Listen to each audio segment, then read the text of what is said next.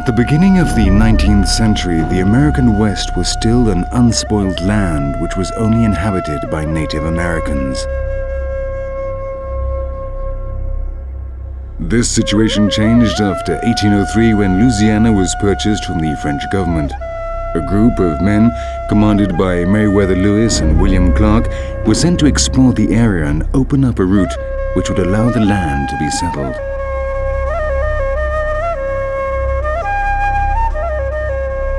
As the settlers occupied their land, so the stories increased of a strange place where bison covered the prairies and boiling water sprang from the rocks. In 1870, the government sent a military expedition to find this place.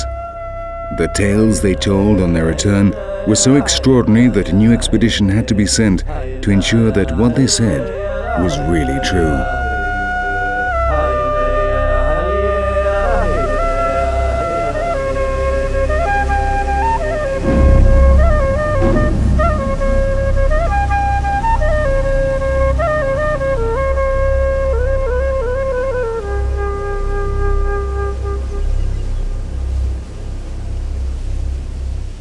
The first expedition had not exaggerated in the least.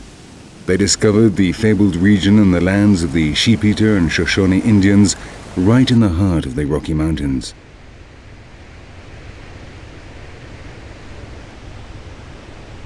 The river that crossed it from north to south was in itself a wonder of nature. In its upper part, it formed the largest lake in the United States. Beneath this lake, and after passing over an amazing waterfall, the waters flowed along the inside of a 32-kilometer-long canyon. Yellowish rocks flanking the river gave the region its name, Yellowstone.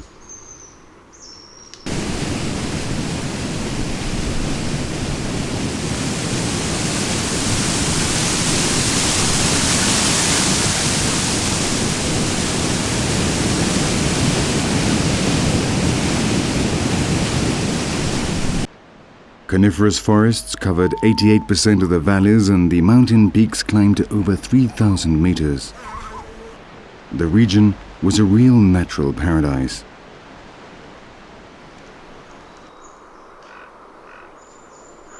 The Rockies form the main mountain range of North America. This continent is moving towards the west, and the pressure on the Pacific makes the Earth's crust fold, so creating these awesome landscapes.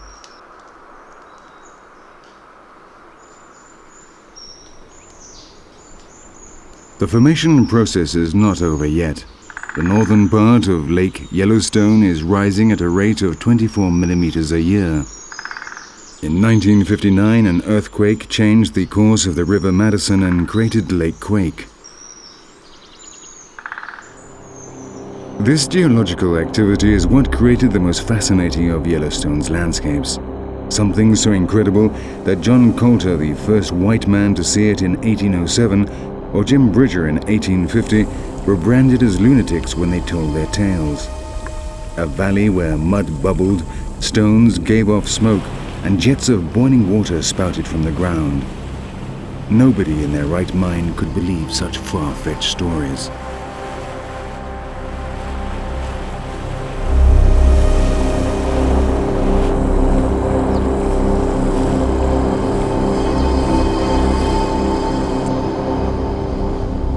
On seeing these landscapes, it's easy to comprehend why nobody believed these stories, and that the Indians that inhabited these lands saw them as the place where evil spirits dwelt.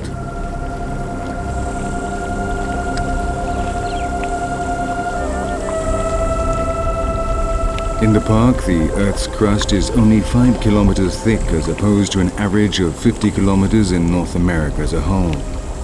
This layer is so thin that the heat from the magma below it reaches the underground waters. The temperature rises in some cases to over 100 degrees centigrade, and when they find a way out, they appear on the surface as fumaroles and geysers. Yellowstone has the largest and most varied range of geysers in the world.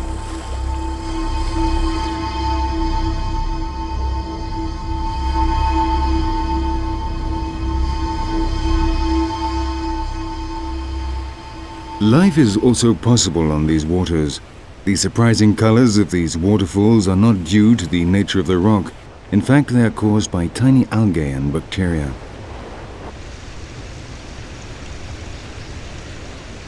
Each species can withstand different temperatures, so they do not live in the same pools. The most resistant are in the upper part. As the water goes down and gets cooler, the weaker ones can find shelter.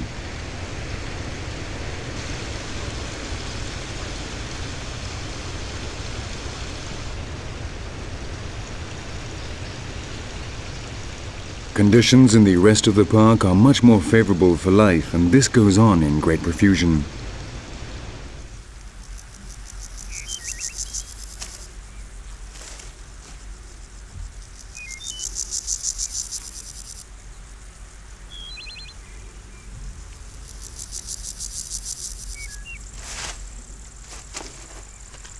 The prairie dogs live in open spaces. Their burrows dug out underground are like real cities spreading across the plain.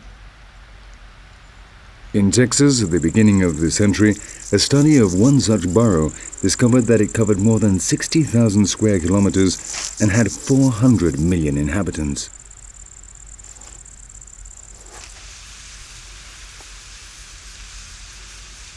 Wherever they settle, they systematically destroy the prairie. Over time, the tall grass disappears and only the most resistant to grazing is left. This has two advantages for prairie dogs. Low grass is their favorite food, and low grass also enables them to spot coyotes with sufficient time to get away.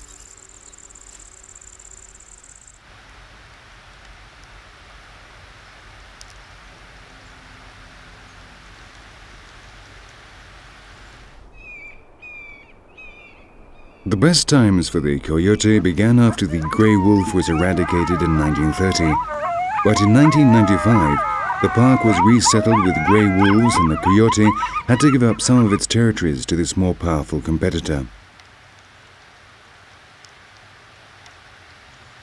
One of the reasons which led to the reintroduction of the wolf was to control the population of North America's second biggest cervid, the Wapiti, or elk.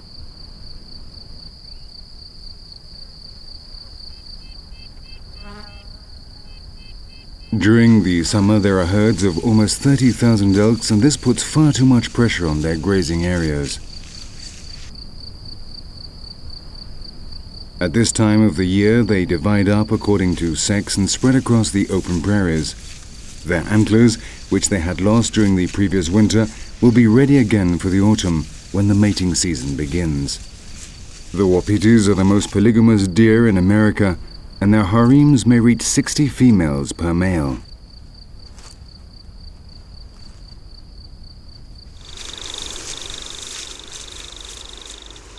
The Rocky Mountain mouflon is much rarer. There are only a few isolated groups in the highest peaks of the mountains. Only 150 of these animals live in Yellowstone. Their capacity for walking on rocks and their resistance to the cold allow them to inhabit the steep mountain peaks. Here there is no competition from the other large herbivores. They only share this area with their predators. Pumas, coyotes, and eagles are all prepared to reach these heights to hunt them.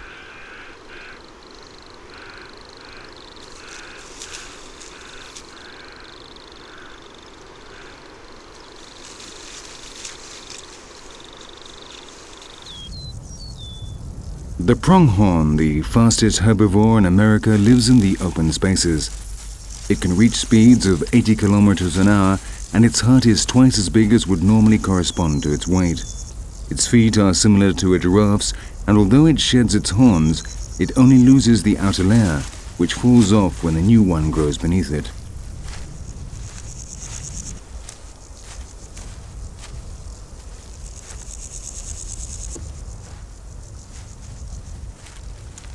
Its peculiarities do not end here. In order to adapt to temperature changes, they can vary the angle of their fur. When it is cold, their fur sticks close to their skin, and when it is hot, it sticks out, allowing air to circulate around the fur.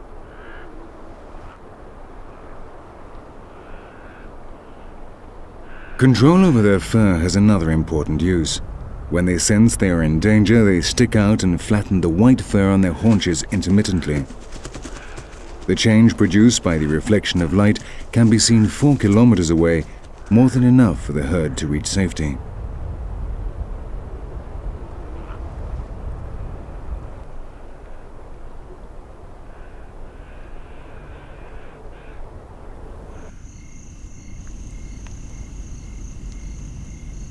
The pronghorns share the prairies with the legendary bison. Both species have different diets, so they do not need to compete and can live together in peace.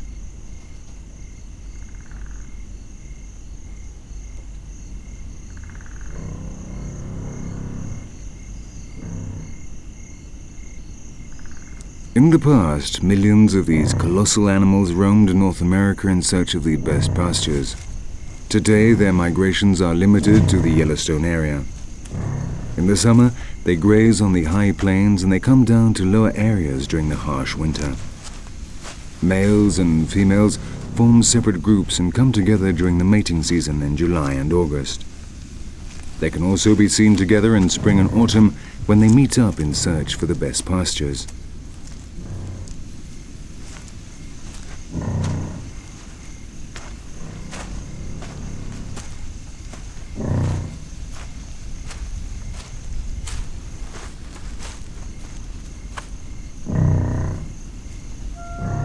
The bison played an important part in Indian culture. It provided them with food, clothing, and even materials for their tepees, their famous tent houses.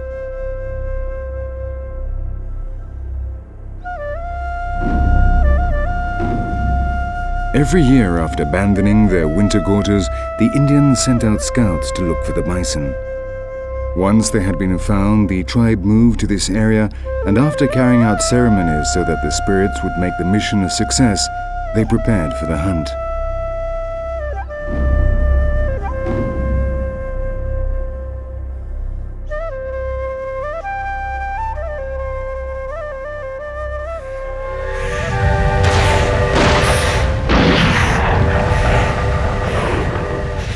Everything changed when the white man arrived.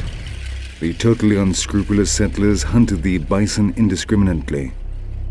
The railway magnates of the North Pacific saw this as the way to get rid of the Indians that opposed the railway. Huge slaughter took place.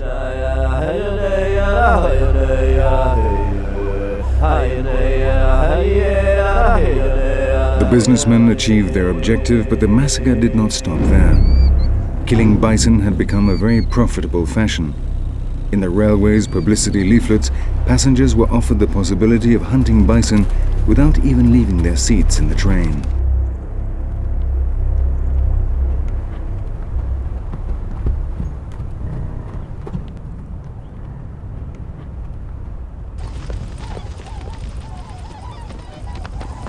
The slaughter continued for almost a century. During the most intensive period, the dead bison were just abandoned and not even their tongues, which were considered a great delicacy, were collected. There were so many corpses littering the prairies that businesses were created to retrieve the bones to make fertilizers.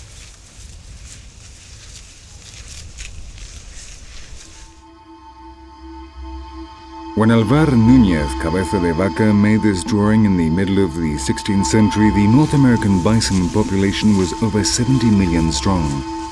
By the end of the 19th century, only a few hundred remained scattered around.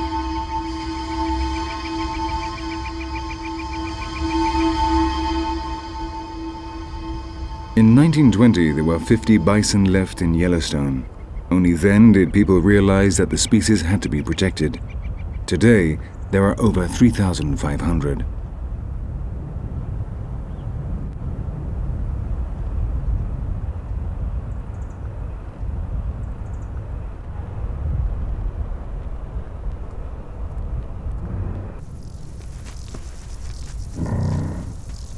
In the middle of July, the mating season begins.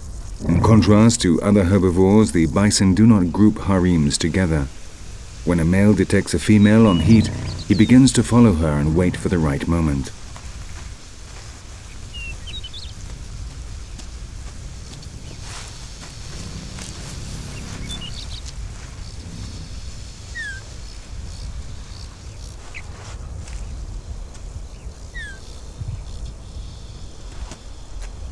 Each female is only receptive for 24 hours, so the male cannot let her out of his sight. If he does not mount her in this time, he will lose his chance until the following year.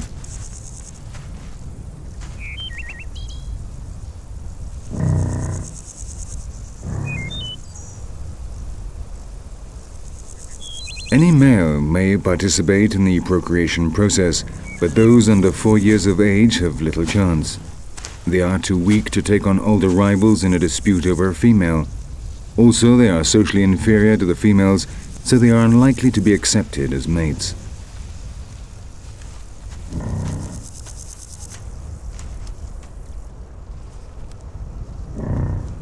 After the mating season, the group separate and life returns to normal. The bison graze at dawn and dusk and spend the middle of the day resting, ruminating, and having baths of earth.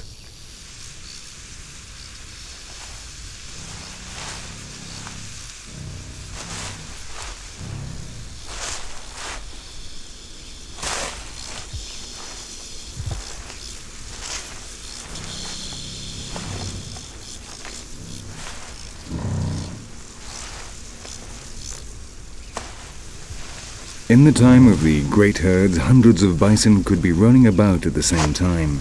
They kicked up so much dust that on some occasions these dust baths were mistaken for forest fires.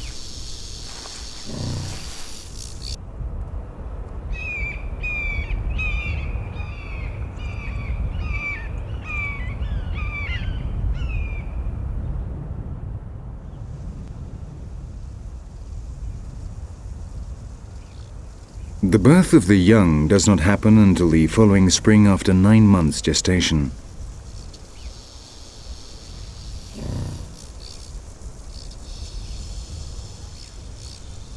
The females leave the group and give birth to a single infant. After half an hour it is able to stand, and after a few hours it can walk.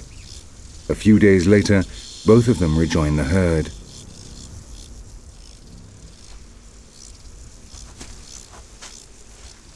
The characteristic hump and horns do not develop until they are 2 months old. During this time, the mother continues feeding the infant, which will not be weaned until the end of the summer.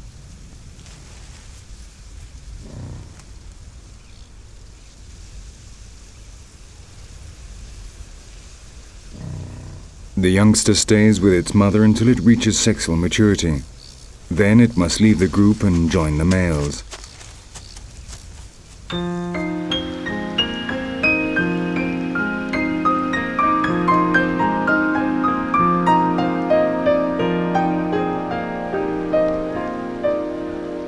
The first snows appear when winter arrives.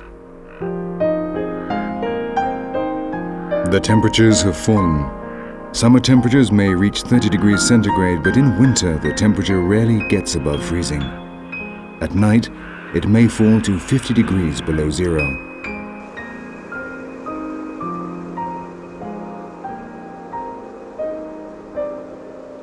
The snows cover the pastures, and it becomes more and more difficult to get to them.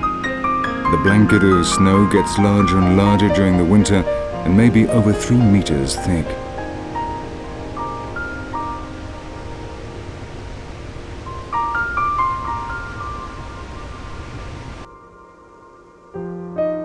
In the mountains, the layer is even bigger, 10 meters of snow. This is definitely the hardest time of the year for the local fauna.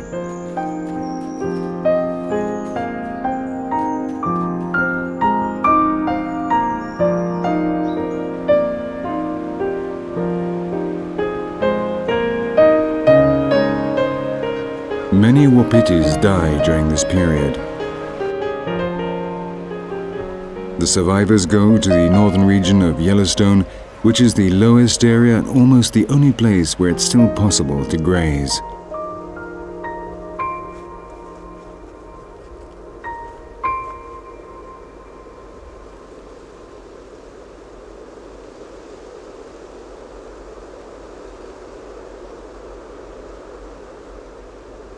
They are not the only ones. The bison have also arrived here.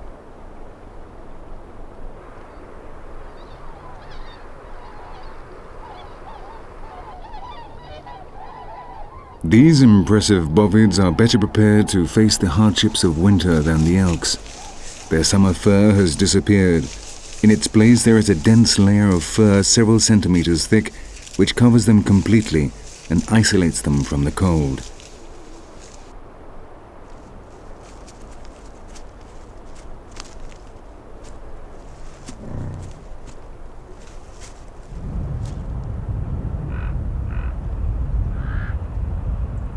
At last spring arrives.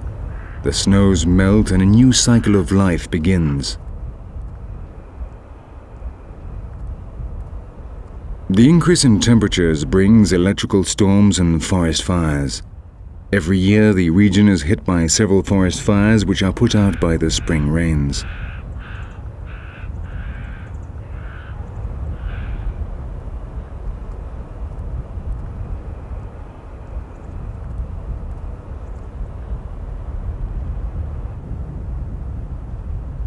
The most serious fire on record occurred in 1988. 470,000 hectares of land went up in flames before the fire brigades could put it out. Yellowstone had lost a third of its forests, and many animals had died.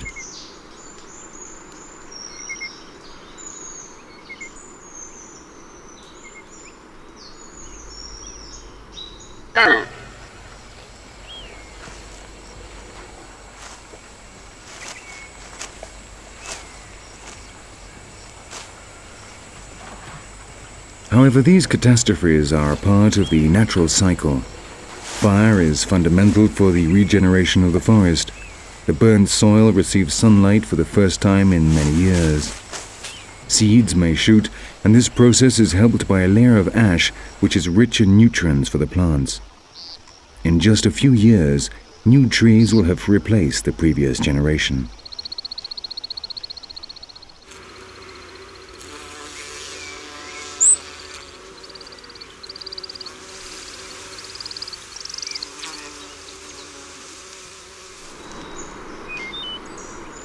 Yellowstone was declared a national park in 1872, a year after the second expedition was sent to confirm its existence. 9,000 square kilometers of unspoiled land, acquired for the first time in history a new legal status, the objective of which was conservation. The way forward was not easy. Both public and private initiative put the interests of tourism before the protection of the ecosystem. In 1930, the grey wolves were exterminated in a campaign against park predators. The reason given for this was that they killed the large herbivores, which were the main attraction for visitors.